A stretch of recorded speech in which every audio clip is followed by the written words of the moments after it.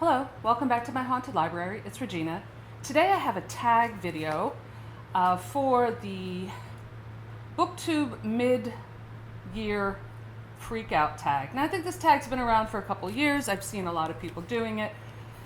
And I'm just if you see I'm a little wind blown today, it's because I have a fan running. Hopefully that won't interfere with the sound too much, but it's pretty warm in here today.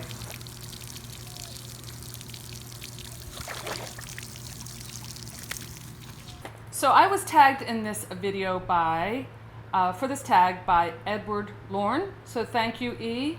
I will link his channel below. He's got a great channel. So looking at my Goodreads, I saw that I have read so far, half the year's over, I've read 27 books, which is pretty much on target since I usually read about 50 books a year. And I'm fine with that. I'm not trying to read 100 books a year. I just don't think that would serve me to try to push myself that much. So, if I read a book a week, I think that's pretty good. And I did notice that of all of these fiction books I read, only 2 were nonfiction. So that sort of makes sense. I don't read that much nonfiction, but here we go. Best book you've read so far in 2019, that would be The Fellowship of the Ring by J.R.R. Tolkien. I had never read it before, and so I set myself a goal this year that I would read the entire the trilogy, and I did, and it was great. What can I say? It was the best book. Well, I'd say all 3 of them were the best that I've read this year. And best sequel would be the same, the rest of the Lord of the Rings, so the Two Towers and the Return of the King. That entire series, it's great. It's a classic for a reason. It's really, really good. And I will reread it someday because I keep coming back to it. I keep wanting to read more. Number 3, a new release you haven't read yet but want to. That would be Wanderers by Chuck Wendig. And I think E and I just going to mention quickly that we might do a buddy read together for that. So I already pre-ordered that book, and it's gotten great notices. And a little trivia about Chuck Wendig. I actually grew up in the same small rural community that Chuck Wendig did. And he's quite a bit younger than me, so I don't think he knows me, but I knew his family very well. I went to school with all his cousins. He's from a wonderful farming family. The Wendig's farm was where we all would meet for our school bus. So I was really happy. I've been following his career for a few years now, and I read 2 of his Blackbirds and the other one.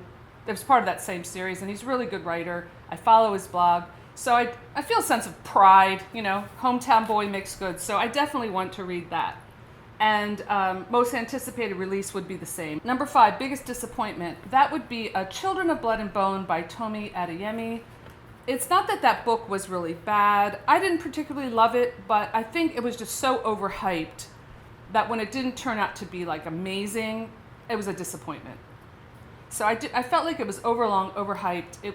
It was a lovely story, but I just felt like there was, way too much hype about it. But, other people really liked it, so it might have just been me. Biggest surprise, I would say that it's taken me this long to read Lord of the Rings. So, better late than never, right? Favorite new author. I'm going to go with Chad Lutzke, and I only read one of his books, and I plan to read more. I was really impressed by him. And I really love it when I discover a new indie author in the horror genre that I like. And the one book that I read of his was really good. That was The Same Deep Water as You. 8, newest fictional crush.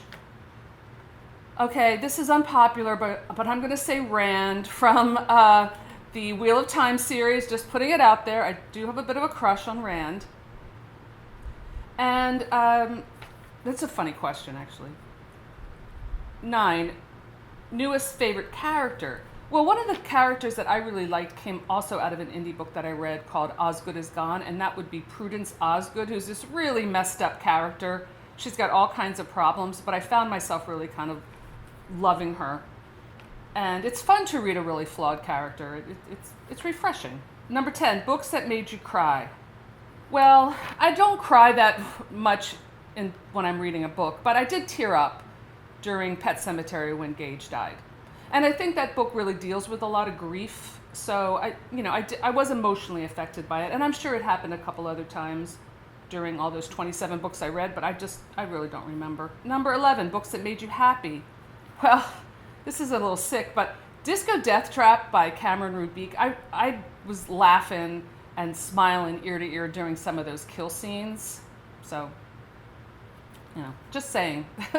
I guess that's a certain, is titillation and glee happiness? Maybe. So that book definitely, I had moments of titillation and glee.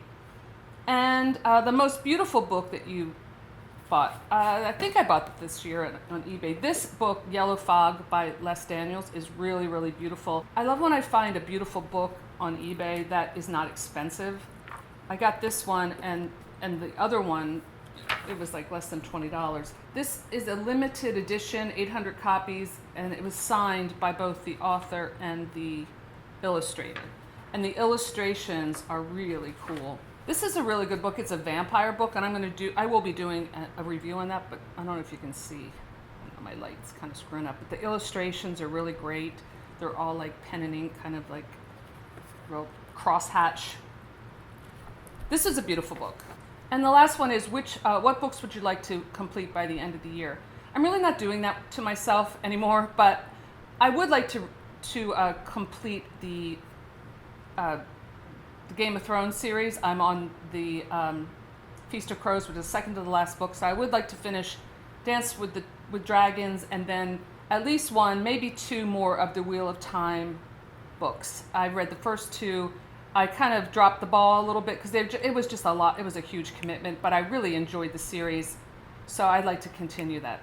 So I'm not going to tag anybody because this tag is going around and a lot of people are doing it. But I wanted to thank E again for tagging me. And that's all I have for today. Thanks for stopping by my haunted library, and I'll see you soon. Bye.